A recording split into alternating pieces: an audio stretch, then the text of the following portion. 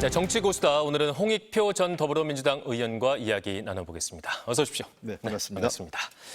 네, 북한 김정은 국무위원장이 중국의 전승절 80주년 열병식 참석을 위해서 오늘 베이징으로 출발할 거란 전망이 나오고 있습니다. 이번 열병식 참석은 김 위원장의 다자 외교 데뷔전이다 이렇게 볼 수가 있는데 그간 김정은 위원장은 둘이서만 만났잖아요. 중국과 러시아 모두. 예, 사실은 이게 과거 김일성 전 주석이 살아있을 때만 해도 네. 다자 외교를 북한이 참여했었습니다. 흔히 비동맹 외교 그때 활발히 이루어졌을 때 그때만 해도 김일성 주석은 다자가 정상회담에 모이는 자리에 갔었는데 네. 김정일 위원장이 국가 지도자가 된 90년대 이후부터는 사실상 거의 사실 외국하고 정상회담도 그렇게 많지 않았고, 않았죠. 예, 그리고 양자 외에는 거의 가지 않았죠. 그러니까 남북 정상회담이나 중국, 러시아, 몽골 이런 정도의 나라 외에는 거의 정상회담 자체가 이루어지지 않았었던 경우였는데 김정은 위원장 들어서는 상당히 국제적 행사에 본인도 좀 관심이 있었고 의지를 갖고 있었는데 이제 본격적으로 이번에 다자 정상회담에 참여함으로 인해서 어쩌면은 이 미국을 대항하는 반대 그룹의 본격적인 외교 무대가 펼쳐지고 그 공간에 북한도 적극적으로 참여하는 모양새가 아닌가 싶습니다. 네, 그렇다면 이번 열병식 참석을 통해 얻으려고 하는 것은 말씀하셨듯이 최근 미국과 일본, 한국의 외교 전선이 점점 두터워지면서 뭔가 그에 대응하기 위한 다자 외교의 하나의 축이다 이렇게 보시고 계시는 건가요? 각각에 보내는 메시지가 있을 것 같습니다. 각각이요? 예, 왜냐하면 이제 우선적으로 중국 방문이니까 네. 중국하고는 최근에 러시아하고 북한 관계가 굉장히 급진전돼, 예, 거의 동맹 관계 쪽으로 복원되면서 네. 상대적으로 중국과 북한 관계가 소원해진 것 아니냐 이런 우려가 있었는데 전승절을 계기로 해서 북중 간의 전통적 관계가 다시 복원되고 특히 중국하고의 경제협력이라든지 사실 북한의 입장에서는 중국으로부터 기대하는 부분도 많이 있었는데 그동안 중국이 실제 기대에는 미치지 못했던 것 같습니다. 네. 그래서 이번 기회에 중국도 좀 어려운 상황이기 때문에 외교적으로 전승절 계기로 해서 양국 간의 관계를 좀 더 돈독하게 하고 보다 적극적인 경제협력 쪽, 그다음에 국제 외교에 있어서 미국을 대항하는 중국의 축의 역할을 좀 기대하고 있는 것 같고요. 이번에 또 러시아 푸틴 대통령도 오기 때문에 그렇죠. 최근에 김정은 위원장이 두 차례에 걸쳐서 우크라이나 전쟁에 사망했던 사상자들, 가족들 대상으로 위로 행사를 가졌습니다. 네네. 아주 이례적인 북한의 지도자로서는 본인이 죄송하다, 자신이 정말 속죄하고 살겠다. 이거는 북한 지도자에게 나오기 힘든 그렇죠. 그런 발언들을 하면서 위로했고요. 사실은 러시아 우크라이나 관계가 복원되면서도 이제 본격적으로 아마 전쟁 지원에 따른 청구서를 러시아에게 요청할 시점이 된 것 같습니다.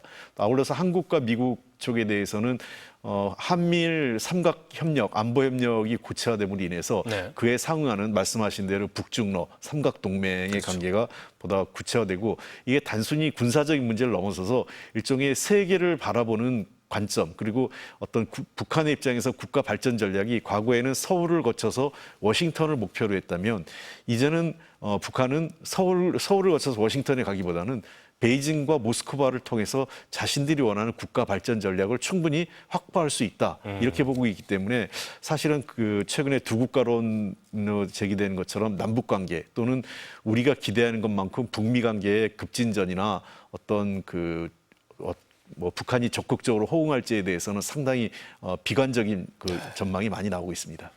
그러면 과거에 트럼프와 만났을 때에 비해서 지금 미국과 만나려는 의도가 그만큼 높지가 않다고 볼 수도 있는 거군요. 두 가지입니다. 하나는 장애물은 높아졌고 네. 비용은 더 커졌다 이렇게 보시면 될 네. 것 같습니다. 장애물이 커졌다는 것은 17년 이 시점에 비교해서 네. 북한의 핵무기는 훨씬 더 고도화됐고 숫자도 늘어났죠. 그리고 그때만 해도 비핵화 협상에 응하는 북한이었다면 네. 이제는 헌법도 바꿨고 국가 발전 전략도 그렇고 핵무기 자체를 포기할 생각이 없다. 아예 없다. 예, 그러니까 핵군축 협상이나 이런 정도는 응할 수 있을지 몰라도 네. 비핵화 자체는 협상의 대상이 아니라고 하는 거기 때문에 그렇죠. 장애물이 훨씬 높아진 거죠.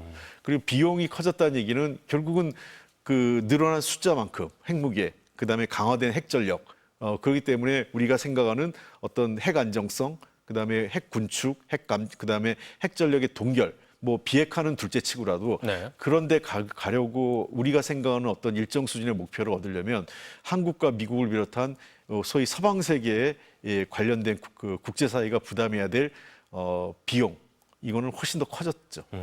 알겠습니다. 이에 앞서서 지난주에 박병석 전 국회의장이 이재명 대통령의 중국 특사단을 이끌고 중국 베이징에 다녀왔습니다. 대통령실은 김정은 위원장의 방중 계획 미리 알고 있었다 이렇게 밝혔는데 중국과 우리나라도 어떤 물밑으로 얘기를 잘 하고 있는 분위기다 이렇게 볼 수 있겠어요?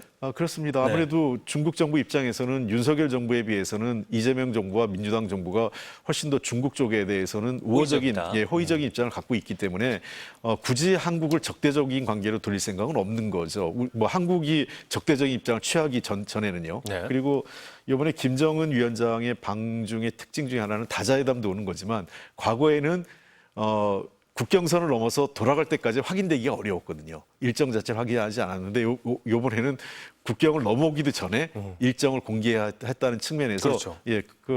이번에 아마 김정은 위원장의 방중에 대해서는 과거에는 우리가 정보기관을 통해서 베이징을 통해서 억지로 정보를 획득했던 상황이었다면 이번은 아마 정상적인 외교 루트를 통해서 중국이 우리 쪽에 통보해온 것으로 알고 있습니다. 네, 알겠습니다. 북중러 정상의 나란히서는 되게 많이 보지 못했던 장면이 연출이 될 가능성이 높은데 트럼프 미국 대통령은 이 삼국 정상이 이렇게 함께하는 모습 보면서 어떤 생각을 하게 될까요? 그래서 이게 그 전쟁 이후 이렇게 세 정상, 북중러 그 3정상이 함께 모인 적은 저도 기억하기 없었습니다. 그런 측면에서 어떤 의미에서는 동북아 질서의 그 어떤 현 상황을 압축적으로 보여주는 것 아닌가.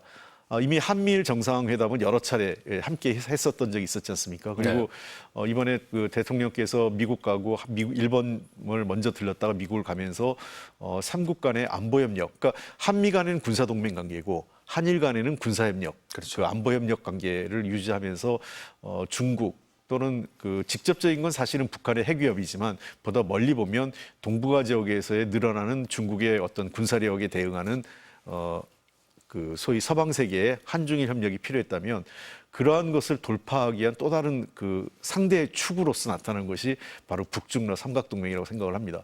근데 이 상당히 이 과정에서 중국과 러시아는 당연히 세계적인 강대국이라고 할 수 있는데 북한 스스로도 제가 보기에는 핵 무력을 보유한 국가로서 굉장히 대등하게 삼국 간의 관계를 풀어나가고자 하는 것이 북한의 의도가 아닐까 생각하고요. 만약 김정은 위원장의 그런 의도가 이번 북중러 정상회담에서 어떻게 본인의 존재감, 북한의 위상 이런 것들이 중국과 러시아가 어떻게 받아들일지 이것도 상당히 흥미로운 포인트입니다. 알겠습니다. 일각에서는 김정은 위원장이 미국 정상과 만나기 전에 늘 먼저 중국을 찾았었기 때문에 이번 방중이 어떤 미국과의 다시 대화를 재개하기 위한 방중이 아니냐 이런 분석도 나오고 있는데 아까 하신 말씀에 따르자면 그럴 가능성이 높지는 않다고 판단하시겠어요? 네, 현재로서는 저는 가능성 높지 않다고 생각합니다. 다만 재밌는 것은 트럼프 대통령이 대통령 취임 전부터 후보 시절이었죠. 그리고 그 대통령 취임 이후에도 일관되게 김정은 위원장에 대해서는 호의적인 SNS 계속 하고 있었고요. 이번에 한미 정상회담에도 그런 의견을 냈었고 또 북한도 트럼프 대통령에 대한 직접적인 비판은 굉장히 절제하고 있어요. 그런 측면에서 김정은 위원장과 그 트럼프 대통령 두 사람 간의 약간 개인적인 호감은 분명히 갖고 있습니다. 그러나 외교와 사교는 다르지 않습니까? 그렇죠. 외교일 때는 분명히 외교에 따른 구체적인 국가 간의 이해관계 그리고 이해득실을 따져야 될 문제가 있기 때문에 그런 측면에서 사실 김정은 위원장이 트럼프 대통령을 만났을 때 어떤 실익이 있을까 하는 문제에 대해서 북한도 현재로서는 특별하게 실익이 없다 이렇게 판단할 겁니다. 왜 그러냐면 아까도 말씀드렸지만 핵 보유국을 인정하는 조건이라면 모르겠지만 핵 보유국을 인정받지 못하고 비핵화를 이슈로 하는 정상회담은 본인들이 응할 생각이 없다. 이런 전제. 그리고 두 번째 북한이 그렇게 일관되게 요구했던 소위 미국의 그 독자적인 대북 경제 제재 또는 국제사 2016년 이에 강화된 국제사회의 대북 경제 제재를 해소하겠다는 구체적인 약속이 없는 상태에서는 북미 정상회담에 선뜻 나설 이유가 현재로서는 없어 보입니다. 알겠습니다. 전에 없이 동북아에서 아주 치열한 외교전이 펼쳐지고 있다 이렇게 판단이 되는데 오늘 10월에 또 경주에서 에이펙이 열리잖아요. 위성락 국가안보실장은 트럼프 대통령과 시진핑 국가주석의 참석 가능성은 분명히 있다. 하지만 김정은 위원장에 대해서는 너무 많은 기대를 하는 것은 건설적이지 않다 이런 얘기를 했는데 이런 복잡한 다자 외교 분위기 속에서 경주의 에이펙은 어떤 분위기 속에 치러질 것으로 전망하시나요? 원래 에이펙이 90년대 그 초반에 만들어질 때만 해도 상당한 기대를 모았습니다. WTO 체제를 대비한 아시아 태평양 지역의 경제 협력체를 구상을 했지만 사실은 그 이후에 WTO 체제가 본격화되면서 그 에이펙의 중요성이 상대적으로 떨어졌고요. 일종의 아시아 태평양 국가의 정상 간의 어떤 사교적 모임 정도 수준으로 외교 그 국제사회에서 차지하는 위상은 많이 떨어진 거예요.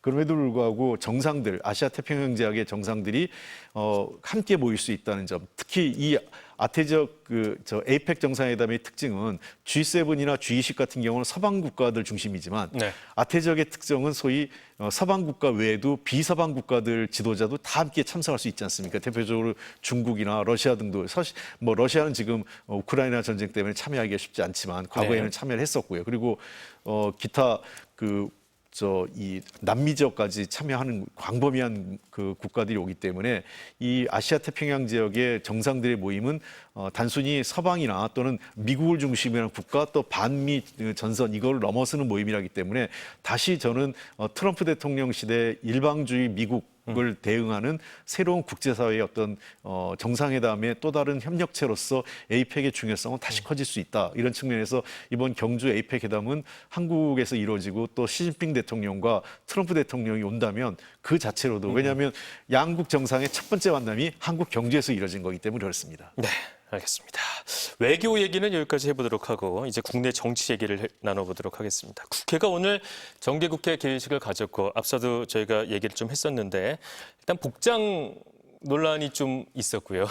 그거부터 좀 얘기를 해볼까요? 어떻게 보셨나요, 그 논란은? 글쎄 이 문제 너무 소모적이었던 네네, 것 같습니다. 소모적이었죠. 예, 왜 그러냐면 뭐 우원식 의장께서 선의로 네. 한복을 입자 이런 얘기를 했는데 분위기가 그런 상황이 아니었고 사실은 먼저 그러려면 여야 원내대표를 따로 불러서 그런 거에 대한 동의를 받고 얘기를 하면 좋았는데 그렇지 않은 상태에서 그 한복 얘기를 하니까 네. 국민의힘은 발끈하고 도리어 상복을 입겠다고 하는 그러니까 이제 원래 그 한복 제의가 없었으면 상복으로 가지도 않았을 텐데 전 그런 측면에서 좀 아쉽다. 예, 의장실에서는 좀 더 여야 원내대표들과 사전에 좀 협의하는 모양 그리고 기왕에 의장이 좋은 뜻으로 했으면 네. 여야 원내대표들도 상황이 나쁘더라도 한 번 정도는 의장의 뜻을 받아주는 것도 네. 일종의 좋은 정치 문화일 텐데 그런 측면에서 여야 원내대표도 그리고 의장실도 조금은 아쉬운 2% 부족한 과정이 아니었나 생각합니다. 알겠습니다.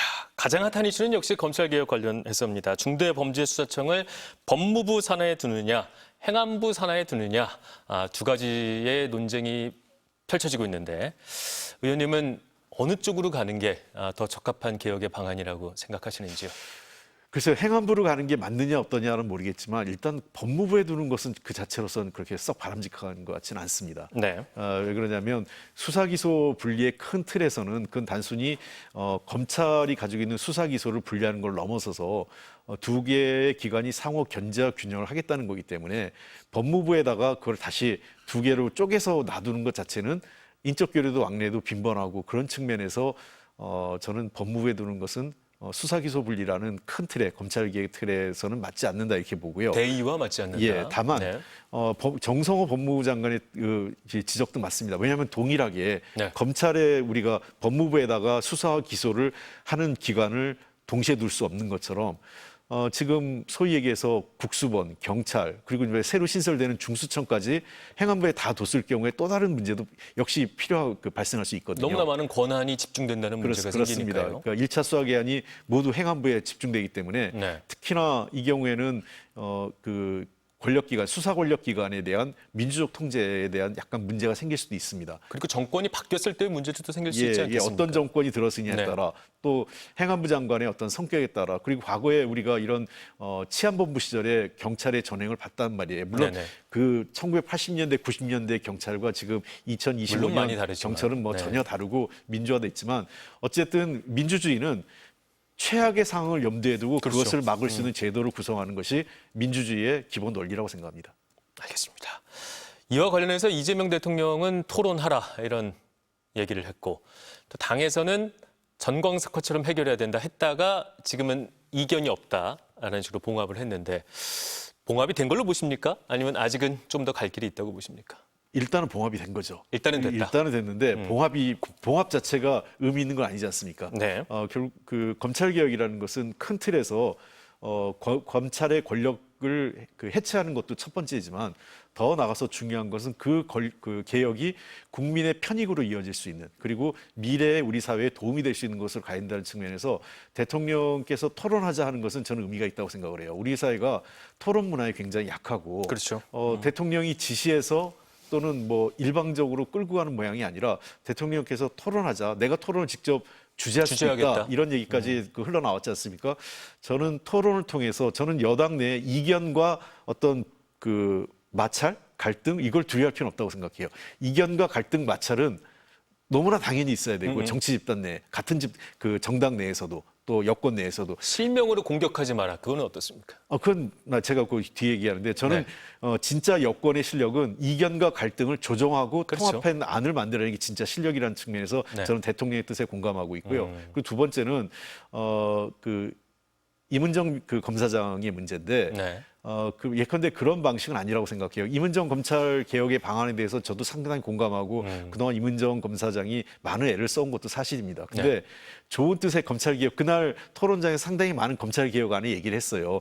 그 중수청을 행안부로 보내야 된다든지 또는 저 보안 수사권 문제 등등 얘기했는데 오적이라고 해서 그 구체적으로 실명을 거론하면서 그 문제만 남게 됐거든요. 그것만 이슈가 돼버렸죠. 그렇습니다. 네. 그런 측면에서 저는 임은정 검사장이 앞으로도 검찰 개혁의 지속적인 문제 그리고 보다 국민적 공감대를 얻기 위해서는 정치적 논란이 될 것보다 그런 부분보다는 저는 진짜 제대로 된 검찰 개혁 방안을 임은정 검사장이 오랫동안 검찰 내에서의 부조리를 직접 몸으로 경험한 분이기 때문에 네. 잘 설득하면 도리어 본인이 원하는 진정한 그 검찰 개혁을 여권도 설득해내고 국민에게도 그 공감받을 수 있는 검찰 개혁을 해낼 수 있을 것 같습니다. 그래서 불필요하게 인사 문제에 관련돼 가지고 그 문제는 저는 다른 경로를 통해서 전달하더라도 이미 대통령의 인사권이기 때문에 같은 검사장이 검찰 내 조직의 어떤 그 인사 문제를 이렇게 직접적으로 권하는 것은 바람직하지는 않습니다. 역으로 얘기해서 만약에 그 지방경찰청장, 뭐 무슨 부산경찰청장이나 서울경찰청장이 행안부 장관하고 경찰청장 그다음에 뭐 민정수석들을 대놓고 이 사람들은 잘못됐다 이렇게 얘기하면 이것도 위계가 아예 없어지는 거죠. 그렇게 그런 방식이 반복적으로 이루어지는 것은 바람직하지 않다고 생각합니다. 알겠습니다. 민주당이 주력하는 또 한 가지는 내란 청산입니다. 덧센 특검법이라고 하죠. 수사 인력을 확충하고 기간도 연장하는 이 방안이 논의가 되고 있고 또 하나는 내란 특별 재판부 카드도 꺼내 들었습니다. 물론 왜 하려는지 의미는 충분히 알겠으나 야당 반발이 또 만만치 않을 것 같고 내부에서도 몇 가지에 대해서는 좀 우려의 부분도 목소리가 나오고 있습니다. 이 두 가지 안에 대해서는 어떻게 바라보십니까? 저는 저런 네이밍이 좋은 것 같지는 않아요. 더 센 특검법이라고 하는 게 네이밍이 좀 그렇다. 센 게 중요한 게 아니라 네. 제대로 된 특검법. 지금까지 특검이 일을 하는데 뭔가 문제가 있으면 그것을 보완하고 제대로 일해서 국민에게 그 내란 과정에 있었던 진실을 명명백백하게 밝히고 죄를 지은 사람한테 죄값을 치를 수 있게 하는 특검이 되는 게 맞지 않습니까? 네. 그러나 큰 틀에서 저는 이런 생각을 갖고 있어요. 별건 수사하고 과거 윤석열 검찰 시대의 가장 큰 문제가 별건 수사하고 끊임없이 수사를 지어나가면서 기간을 끄는 방식이었거든요. 그래서 별건 수사하지 말 것, 그다음에 수사는 최대한 단기간 내에 끝내는 방안이 좋습니다. 네. 그래서 불가피한 경우 국민적 공감대를 갖고 수사 기간을 연장하고 그다음에 지금 현재 수사하는데 왜 수사가 잘 안 되고 어려움이 있다면 소상하게 그 이유를 밝히고 그에 맞는 특검법 개정안을 내는 것이 맞다고 생각합니다. 그런 측면에서 저는 내란 특검법과 내란 특별재판부 문제도 아니요 내란 특검법하고 특검법 그 해병대 장병의 특검법은 좀 더 빨리 끝냈으면 좋겠고요. 네네. 최근에 김건희 씨 관련된 특검은 너무 사안이 많아요. 국정농단 특검. 예, 이거는 뭐 우리가 생각하지 못한 일들이 막 터져 나오지 않습니까? 예를 들면 나토 3종 세트나 금거북이 이런 문제는 우리가 알지도 못했던 게 갑자기 튀어나온 거예요. 네. 그런 측면에서 이 수사는 좀 더 시간을 좀 더 가질 필요가 불가피하지 않을까 그렇죠. 생각합니다. 마무리할 건 마무리하고 더 예. 해야 될 거에 집중해야 된다는 그렇습니다. 말씀. 예, 그거를 좀 갈라져야 되고요. 특별재판부 문제는 짧게만 부탁드리겠습니다. 예, 이거는 좀 더 그 이유에 대해서 그 설명을 하고 그 국민적 공감대를 모으는 필요성이 이게 필요하다고 보고 네. 여권 내에서도 아직 공감대가 충분하지 않은 것 같아요. 그래서 개별 의원들이 이걸 이야기하기보다는 당정 협의를 통해서 고위 당정 협의를 통해서 여권 내 의견을 통합하는 게 우선이라고 생각합니다. 네, 알겠습니다. 정치 고수다. 오늘은 여기서 마무리하도록 하겠습니다. 홍익표 전 더불어민주당 의원이었습니다. 말씀 잘 들었습니다. 고맙습니다. 맞습니다.